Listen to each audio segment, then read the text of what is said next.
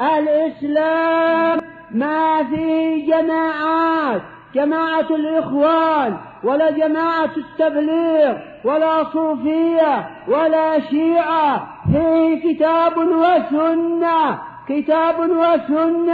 اتبعوا ما أنزل إليكم من ربكم ولا تتبعوا من دونه أولياء قليلا ما تذكرون. والنبي صلى الله عليه وعلى آله وسلم يقول كما في الصحيحين: إذا أمرتكم بأمر فأتوا منه ما استطعتم، وإذا نهيتكم عن شيء فاجتنبوه. ويقول أيضا كما في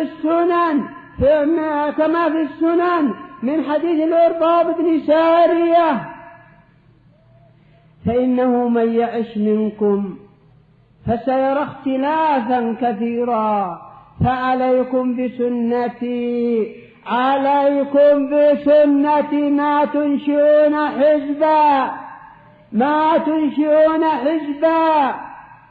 رب العزة ذم كثرة الأحزاب، نعم، فتقطعوا أمرهم بينهم زبرا كل إلينا راجعون.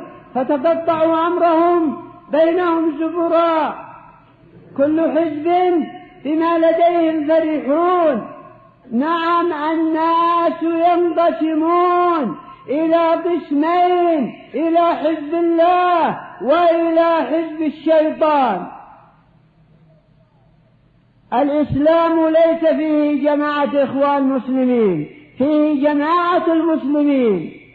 الإسلام ليس فيه جماعة التبليغ القبوريين الصوفية. الإسلام ليس فيه شيعة، إنهم شيعة عبد الله بن سبا، ليسوا بشيعة علي بن أبي طالب. أين أنتم وأين علي بن أبي طالب الذي أمره النبي صلى الله عليه وعلى آله وسلم ألا يدع قبرا مشرفا إلا سواه ولا صورة إلا طمسها، وأنتم تأمرون المساجد على القبور. لعنة الله على اليهود والنصارى اتخذوا قبور أنبيائهم مساجد.